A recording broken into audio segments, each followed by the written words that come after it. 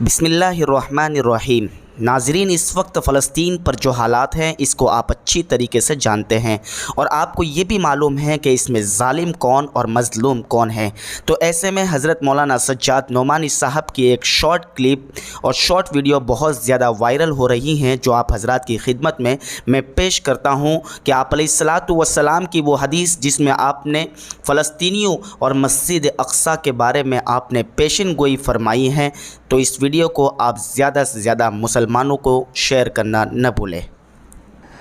امام احمد بن حنبل نے اپنی مسند میں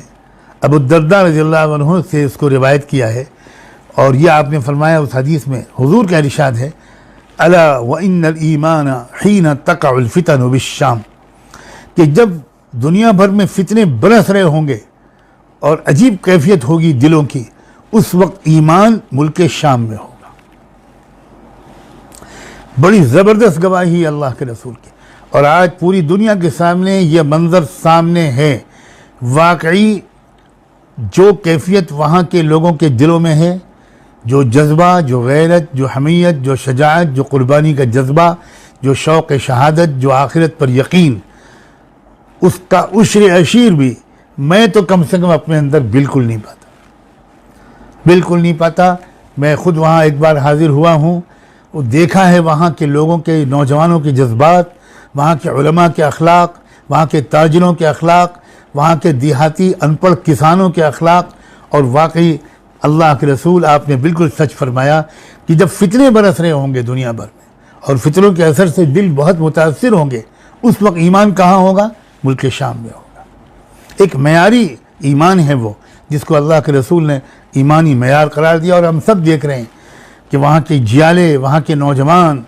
حماس اور دیگر فصائل جو ہیں تحریک کے، وہ کس قدر قربانیاں دے رہے ہیں، ان کے چہرے کتنے روشن، ان کی پیشانیاں کتنی منور، ان کے دل کتنے مضبوط، ان کے عزائم کتنے بلند، کیا میں الفاظ استعمال کروں۔ یعنی ایک عجیب احادیث ہیں حضور کی، میں تو کئی احادیث پیش کرنا چاہتا تھا لیکن میں گھڑی دیکھ رہا ہوں، اس لیے میں ایک دو حدیثوں پر اکتفا کر کے آپ سب کے شکریہ ادا کے اجازت لوں گا۔ یہاں تک حضور نے فرمایا ہے،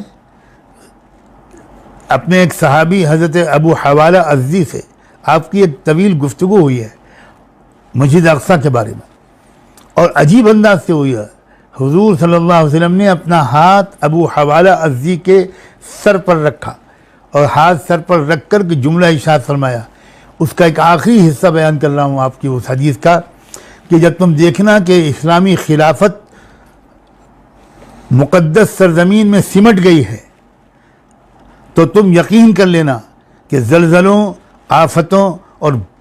بڑی آزمائشوں کا وقت آ چکا ہے، اور اس دن قیامت لوگوں سے اس سے زیادہ قریب ہو جائے گی جتنا کہ میرا ہاتھ تمہارے سر سے قریب ہے۔ کیا آج کل کے حالات اس کی مکمل تصدیق نہیں کر رہے؟ واقعہ یہ ہے کہ چھوٹا سا حصہ ہے غزہ، وہاں جو نظام چل رہا ہے اس کو میں تو کم سے کم خلافت اسلامی کہنے کے لیے بالکل تیار ہوں۔ جو صورتحال ہے، جیسے پاکیزہ لوگ وہاں اس وقت قیادت کی باغ ڈور سنبھالے ہوئے ہیں، آپ یقیناً واقف ہوں گے کہ وہاں کا وزیر اعظم اسماعیل ہنیہ حافظ قرآن ہیں، خود تراویح پڑھاتے ہیں، اور یہاں تک ان کو تراویح آج کل بھی وہ پڑھا رہے ہیں ان حالات میں بھی، اور کبھی کبھی ان کو یہ کرنا پڑتا ہے کہ ہر 4 رکعت کے بعد وہ